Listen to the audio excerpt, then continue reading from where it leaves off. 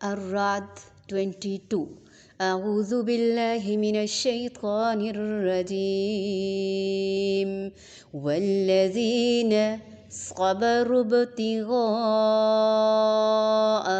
وجه ربهم وأقاموا الصلاة وأنفقوا مما رزقناهم سرا وعلانية ويدرؤون بالحسنة السيئة أولئك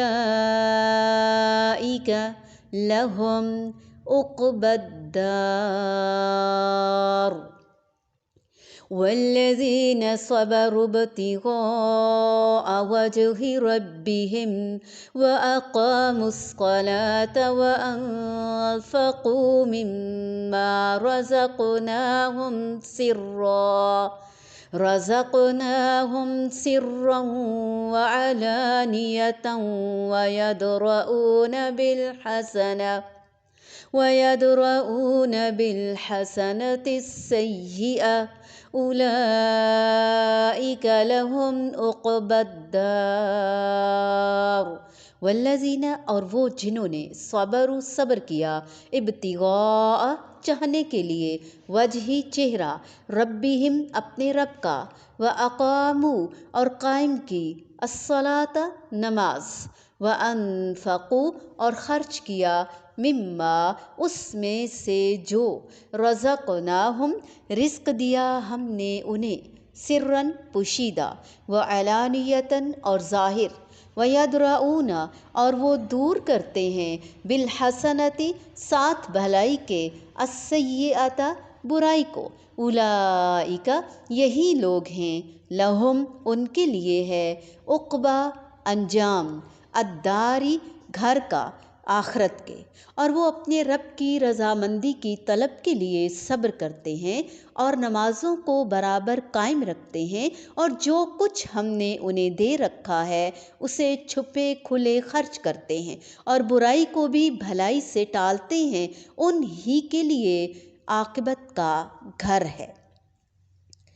یعنی نافرمانیوں سے بچتے ہیں، صبر کرتے ہیں، تکلیفوں پر آزمائشوں پر صبر کرتے ہیں، رشتوں کو نبھانے میں صبر کرتے ہیں اور پھر اہل دانش دونوں طرح کا ہر طرح کا صبر کرتے ہیں اور ان کی حدود ان کی کیا ہے خشوع اور خضوع اور اعتدال ارکان کے ساتھ، نہ کہ اپنے من مانے طریقے سے، یعنی جہاں جہاں اور جب بھی انہیں خرچ کی ضرورت پیش آتی ہے اپنوں اور بیگانوں میں خفیہ طور پر اور اعلانیہ طور پر خرچ کرتے ہیں، کبھی کسی کو شکایت کا موقع نہیں دیتے، ناراض نہیں کرتے، ناراض نہیں ہوتے، چھوٹے بڑے کا خیال رکھتے ہیں، اپنے بھائی کے ساتھ لا تعلق نہیں ہوتے، ہر معاملے میں صبر صبر صبر، اچھائی اچھائی اچھائی، کوئی برائی سے پیش آتا ہے تو بھی اچھائی سے عفو درگزر کا معاملہ کرتے ہیں، صبر جمیل کرتے ہیں۔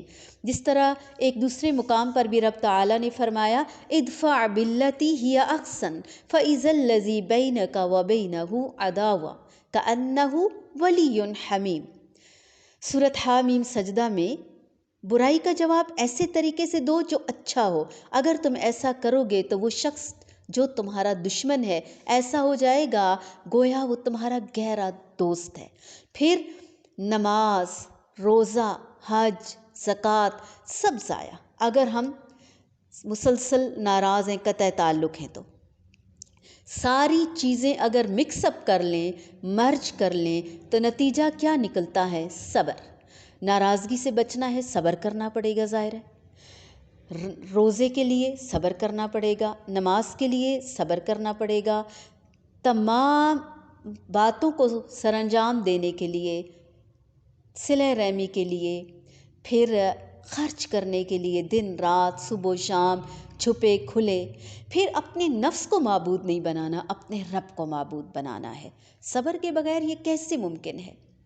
پھر مسلسل صبر تقاضا کرتا ہے ہم سے، بگاڑو نہیں، سنوارو، بناؤ۔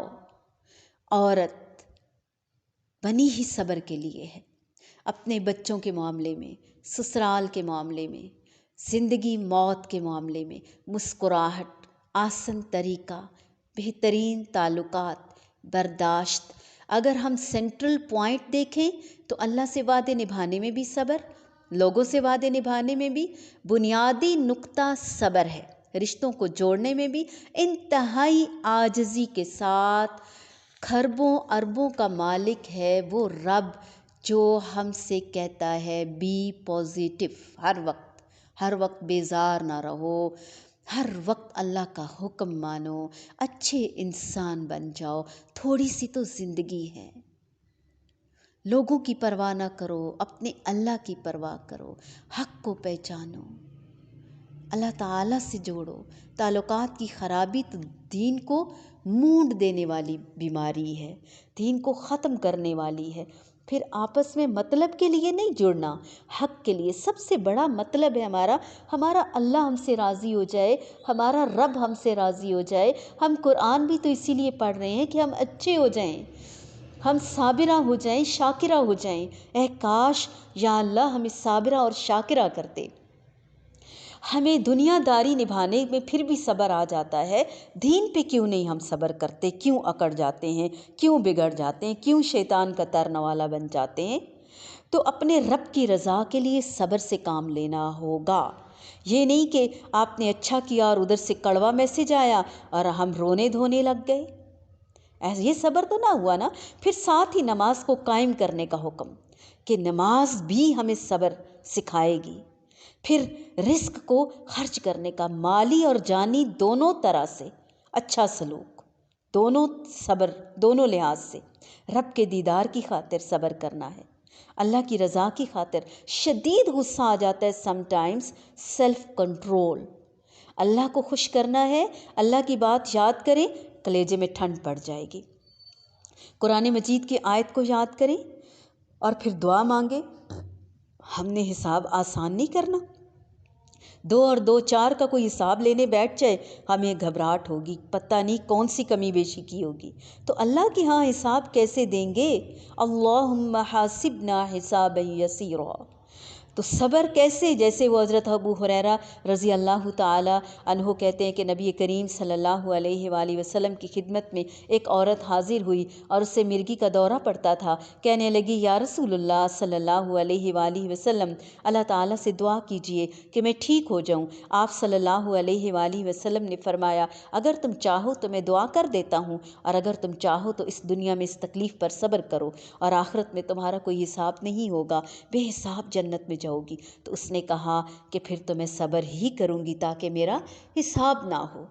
ہمیں بھی صبر کرنا ہوگا ہر بیماری پہ، ہر مشکل پہ، ہر آزمائش پہ انشاءاللہ۔ اے اللہ ہمیں صبر جمیل کی توفیق عطا فرما، آمین۔ والذین صبروا ابتغاء وجہ ربهم واقاموا الصلاة وانفقوا مما رزقناهم سرا وعلانیہ ويدرؤون بالحسنة السيئة أولئك لهم عقبى الدار۔